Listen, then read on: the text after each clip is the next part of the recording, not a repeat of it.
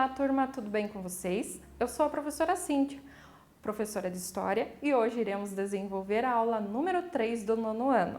O tema da nossa aula é Primeira Guerra Mundial, a Guerra de Trincheiras.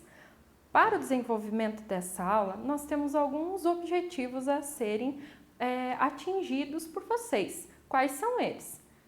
Apontar o período que se deu a Guerra de Trincheiras, detalhar as trincheiras e seu objetivo, descrever o cotidiano das trincheiras, identificar as armas utilizadas na segunda fase da Primeira Guerra Mundial, que é essa fase que é a guerra de posições que vai levar à questão da guerra de trincheiras. Muito bem, antes de mais nada, pega seu livro didático, porque ele é o seu maior companheiro nesse momento, companheiro de estudo. Pega seu livro, aliás, o seu caderno, seu lápis, caneta e borracha para fazer as anotações dessa aula, informações que vocês achem importante nesse momento e até dúvidas que venham a surgir para que depois vocês possam buscar em outros sites ou até mesmo no livro didático, em outros vídeos disponíveis também aqui no YouTube. Vamos iniciar? Então, vamos compreender um pouquinho mais sobre a Primeira Guerra Mundial. Hoje a gente vai estudar sobre a Guerra de Posições. Esse período leva de novembro de 1914 a março de 1918. Então, é um período mais longo. Por isso que é, de certa forma, esse período que vai ter o maior número de mortes. E é um período em que a guerra passou a ser estática, parada. Por quê? No primeiro momento, eles já tinham definido os territórios conquistados, bem como onde aconteceria de fato os conflitos. Agora está parada, mas como é que funcionou? Quais foram as táticas utilizadas? Vamos entender. Nesse período, a principal tática era a guerra de trincheiras. O objetivo dela era proteger os territórios conquistados. Até coloquei para vocês uma imagem das trincheiras, basicamente um valetão, onde ficavam os soldados. Para se proteger, colocavam sacos e ficavam meio que frente a frente. Essa guerra não era muito de longo alcance, né? Não era distante, ela mais próxima. Muito bem. As trincheiras, então, eram redes de valas, como eu disse para vocês, basicamente valetas, mas muito maiores para caber as pessoas ali, onde os soldados se escondiam, aguardando o melhor momento para atacar o inimigo.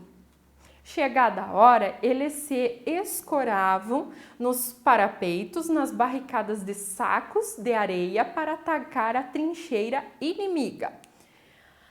Olha aqui mais ou menos uma imagem de como funcionava. Percebam a questão dos sacos de areia que protegiam, escondiam eles do inimigo, protegiam de algum tiro que viesse da trincheira inimiga. Só que a convivência, o dia a dia, o cotidiano nessas trincheiras não era muito legal. O que acontecia? Muitas pessoas acabaram morrendo nessas trincheiras devido ao quê? Falta de higiene e o contato frequente com ratos e insetos. Pensa, você está com seus alimentos ali. Aí vai acontecer períodos de chuvas, alagava-se as trincheiras, os ratos vinham ali, comiam o seu alimento. Aí teve a questão de que o alimento afundava na terra, não tinha condições mais de comer, tinha os insetos que vão se atrair até por conta do cheiro, mau cheiro. A questão das chuvas levava as pessoas também a ficar com todo o seu uniforme molhado, eles morriam inclusive de frio. Então, por isso, um dos motivos que causou o grande número de mortes, não só o ataque do inimigo, mas a situação cotidiana na própria trincheira. Coloquei para vocês um depoimento de um dos soldados de uma determinada trincheira. O campo de batalha é terrível, há cheiro de azedo, pesado e penetrante de cadáveres. Homens que foram mortos no último outubro estão meio afundados no pântano e nos campos de nabo em crescimento. Um pequeno veio de água corre atrás da trincheira e todo mundo usa água para beber e se lavar. É a única água disponível. Ninguém se importa com o inglês pálido que apodrece a alguns passos adiante. No cemitério, os restos de uma matança foram empilhados e os mortos ficaram acima do nível do chão. As bombas alemãs caindo sobre o cemitério provocam uma horrível ressurreição. Ele serviu em uma das divisões do exército alemão. Então percebam a visão que ele tinha. A situação de cadáveres espalhados, a questão da água, única fonte de água que eles tinham e ainda tinha um cadáver lá apodrecendo. A própria água que eles tomavam era extremamente poluída, composta de várias... enfim, de resto humano. Isso vai transmitir doenças. Então, a questão das mortes nesse período não se dava apenas pelo ataque inimigo, mas por todas essas situações mencionadas anteriormente. Outro depoimento: estamos tão cansados que dormimos, mesmo sob intenso barulho. A melhor coisa que poderia acontecer seria os ingleses avançarem e nos fazerem prisioneiros. Ninguém se importa conosco. Nós somos revezados. Os aviões lançam projéteis sobre nós. Ninguém mais consegue pensar. As rações estão esgotadas. Pão, conservas, biscoitos, tudo terminou. Não há uma única gota de água. E o próprio inferno. Essa carta foi encontrada no bolso de um soldado alemão na Batalha de Somme. Então, observem como estava até o psicológico desses soldados. Se a gente for analisar, até pouco tempo, a questão dos pracinhas brasileiros, aqueles que participaram da Segunda Guerra Mundial. Então, quando eles voltam, eles vêm atordoados por toda essa questão que eles enfrentam em campo de batalha. Então, imagine esse cara, esse soldado, que passou por toda essa situação em batalha na Primeira Guerra Mundial. Como que ele voltou? Se é que ele voltou? Aqui, acredita-se que ele estava morto, porque foi encontrado no bolso de um soldado alemão. Acredita-se que foi encontrado o cadáver, não tinha explicado lá dentro do livro. Muito bem, mas veja tudo que ele passou e como que ele vai voltar para a família.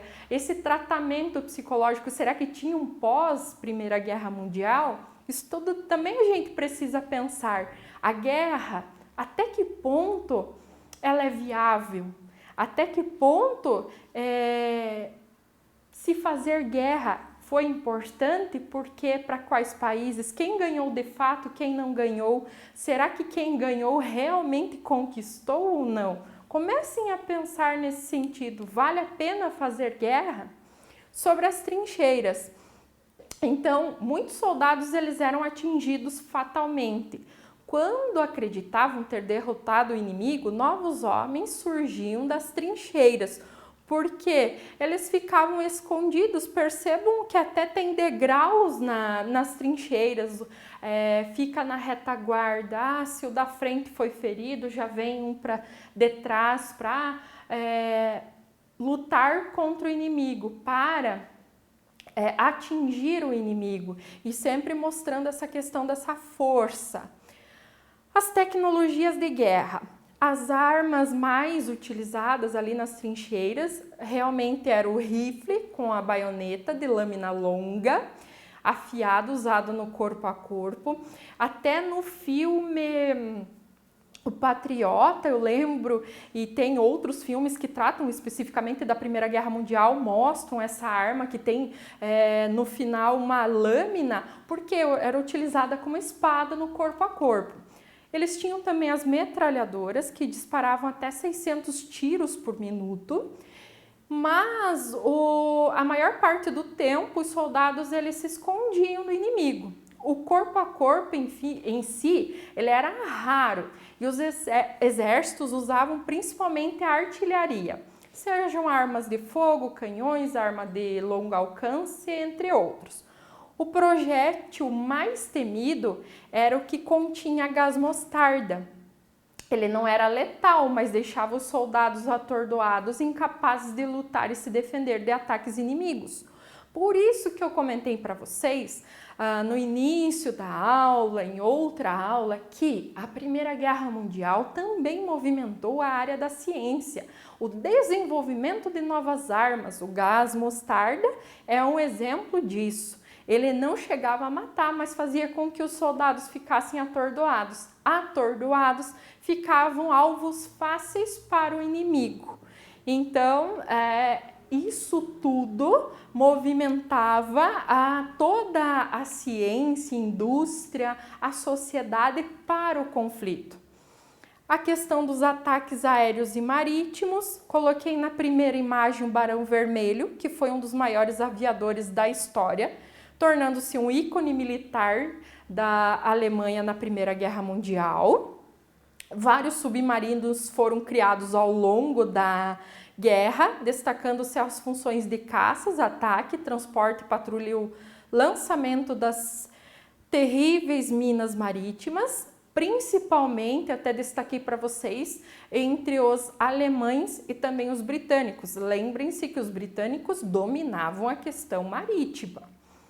Na próxima aula, nós vamos estudar um pouquinho mais sobre a Primeira Guerra Mundial em relação à última fase, a terceira e última fase desse período, como que se deu o desenrolar, o fim da Primeira Guerra Mundial. Então, vamos para a atividade. Bons estudos, um abraço a todos e tchau!